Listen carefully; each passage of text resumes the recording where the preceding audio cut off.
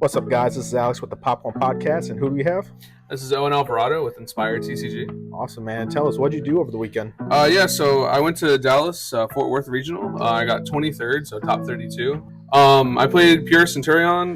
The deck was really good. You play through pretty much every hand trap. You Calamity pretty much every time. It's really nice. Awesome, man. Show us the list. Yeah, for sure. But first, I wanted to shout out some of my sponsors. Yeah. So Inspire TCG, I appreciate them. They're my team. I appreciate them. I wanted to shout out Dueling Guard, Chainlink, Tenfold, and Main Phase. And the code is Inspire TCG on all the websites. And then shout out to Inspire TCG YouTube channel.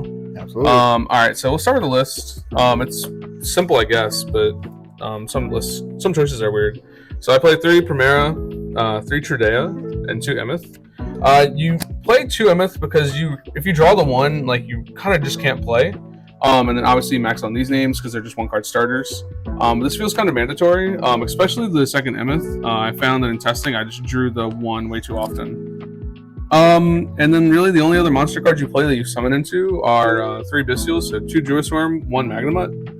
I just found that being able to use the field spell to go into these if you get stopped, so they can go stop your Primera for whatever reason, and if you have field spell and you get stopped again, at some point you can summon out Druisworm, make Chaos Angel with the Trudea if Primera gets taken off the field, and then these 2 are at 10 for Chaos Angel. You can Chaos Angel banish and Druisworm send all on the same chain, so it's really, really powerful. And what attributes that Centur-ion monster? So Trudea is a dark, and then Primera is a light. Okay. So they will always be live for both effects, which, well, not always, but yeah, you can trigger both of Chaos Angel's effects. You can manipulate it. Yeah, and then hand traps, because this is just a 1-card starter deck with hand traps. We play 3 Ash, 3 Veiler, 3 Imperm, and 3 Droll. They're just the best hand traps right now. Maybe post ban list, post Phantom Nightmare, that may change, but it just feels really good right now. Really solid. Did you miss the nib in the main at all? I didn't. No, it just never really came up. It's nice because you can Legatia draw into nib on your opponent's turn, but honestly, the only one you don't want to draw into is Imperm. And technically the Bestials are hand traps too, so I didn't miss it. At least not in the main. If I didn't play it inside, maybe I would have missed it, but nah, it was fine. And then I played the Spice, which is 3 Ceravis. So this deck really needs to combo, and if you don't combo, you're probably going to lose. A lot of people are playing Book of Moon, they're playing Imperm, Veiler. I just showed you. Instead of Resolve combo, we just Ceravis. The amount of times I Ceravis was crazy. It won me so many games, and people would just be so taken off guard because their whole play is I'm going to stop the Centur-ion combo and not get Calamity, and they get Calamity anyway.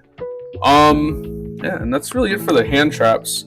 People say this deck isn't resilient, but that's just not true because you play 3 Oath, 3 Stand-Up, and 1 Terraforming, and then 1 Bonds. So these cards are what help you keep playing.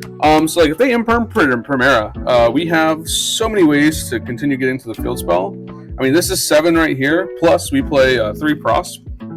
The reasoning for that is I found in testing, instead of Desires, a lot of the time the deck needed specific cards to keep playing. And Desires, I just wouldn't draw the right cards, but Prosperity would always get me the exact extender that I needed. And I realized there's a conflict with the draw one, but I would rather search the right card and combo and Calamity Lock every time over just drawing a singular card. It's just not worth it to me. And then if they try to stop you anymore, you have 3 Tactics. So you're just Tactics, drawing 2, Tactics looking at the rest of their hand because you probably have an extender with the field spell. And that's the main deck. How many is it? It's 40 exact. Yeah, I mean, you don't want to play more cards because you're just trying to hit 1-card starter, extender, 2 hand traps, and Ceravis every time, or Tactics. It's pretty simple deck. It just does the exact same thing every single time, but it does it pretty well. The extra deck, this is a little change that people probably don't do as much. I'm playing 3 Legatia. In the grind, you just need a bunch of this card. And if you're not playing the Horus cards or more Bestials, you might feel you're missing out on a Legatia in the grind game sometimes. Then you play the Calamity or the Crimson Dragon Engine. So it's 1 Crimson, 1 Calamity, and 1 Cosmic Blazar. Blazar was awesome for me. There are some games against Unchained where this guy just isn't it. They can play through the Calamity pretty well. So Blazar is really good for negating and destroying the the Unchained card in hand. Going to the next format, not as big of a deal. But Blazar will always have his applications against decks that it's just like this doesn't do enough against. Like Lab's a really good matchup for this card. It can like stop battle phases. It's really cool. How many times did someone try to imperm your Crimson Dragon using Vars to stop it? I mean, I don't know exactly on the day, but it happens a lot. A lot of times people try to like book Legatia and then you'll hit them with the Cerebus on book. People are playing Eclipse and that kind of sucks, but like I was play, like you can play cross out in this deck and you can side in like the Eclipses, the Cosmic Cyclones, stuff like that. But I found that like at this point people aren't siding for this deck anymore. So now you just need to prepare for like the main deck hand traps and like occasional Book of Moons. But yeah, I honestly wouldn't worry about Eclipse, wouldn't worry about Spellbound. Those aren't real cards right now. The only thing that really hurts is Super Poly. Super Poly is really tough. Like you can't play through that card. You can try, but we cut the Zorua stuff. So like, I don't know. You guys can make a second Legatia and like pop. It's not good enough though. I never played one Chaos Angel. That's for the Bystials. I mean, like if you see a Bystial plus Trudea, it just feels so good. It's just such a great play to go into if you need to. And Chaos Angel with Light and Dark also like super sticky. So that's it for the Synchro Monsters. This is a solid lineup. For the Link Monsters, we play one Artemis. Primera is a level 4 spellcaster. So we go into her pretty often. She makes this live like all the time. So it's just like a really nice card to play for those Link plays. And then you play one Dark. He's cool, I guess. I never really went into him. Honestly, most of the time when you go into the Link plays in this deck, it's just to kill with Access Code. Because like honestly, when you link with this deck, you just neg so hard. You really have to be very ahead. And then we play one Unicorn, one Selene. Selene obviously to get to Access Code. Unicorn, sometimes you need like a you don't really have a way other than to pop in the main deck. So sometimes you just need to be able to like shuffle a card into the deck. And then the last two cards is one Typhoon and one Zeus. You can hard make this guy like constantly.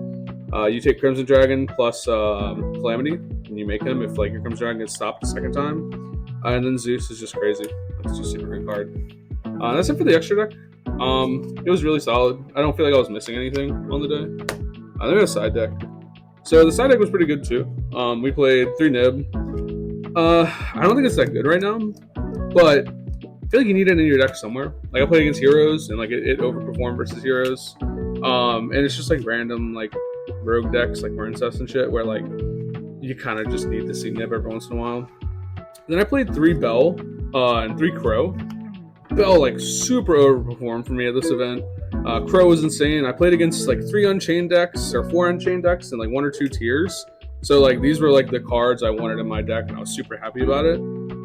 If I saw more Race and if I saw more Fire King, maybe I wouldn't have liked the cards as much. But honestly, against Fire King, like DD Crow's pretty nice and Bell's pretty nice because like Kieran's trying to summon from grave, you stop that. So is Arvada. And then DD Crow on like Barong or Ponix is pretty fucking good too. So those cards were really nice, and I would continue playing them into the next format, honestly. Then I played 2 Cyclone and 3 Evenly. That's just for like the lab matchup. This is good, really good against Runic. Runic Bystial is a really tough matchup for this deck, so like you gotta trade as favorably as you can. But honestly, like if I see Runic Bystial, I'm probably just losing. I'm not gonna lie, it's really tough. Then my 15th card is just the counter trap. This is another card that's like really good because your opponent will like side in like Droplet, but they don't have any traps to send. So they'll go like Droplet for 2, and you're like, I'll chain the counter trap. Send the Trudea that I placed because I activated Emeth effect, and then just negate it. So yeah, it was really good. And that was my deck. I think it performed pretty well.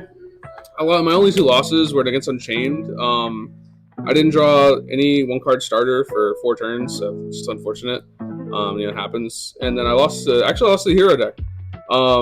He went Chainlink 1 Book of Moon. I went Chainlink 2 Cerebus, and he went Chainlink 3 Called By, which was just tough, man. Like you just lose to that. Then he activates Fusion Destiny, and the deck does not deal with DP well at all. You just weren't prepared for that. How dare you? It is what it is, man. But yeah, that's the profile. Thanks to Chase Baravitas and Jose for testing with me.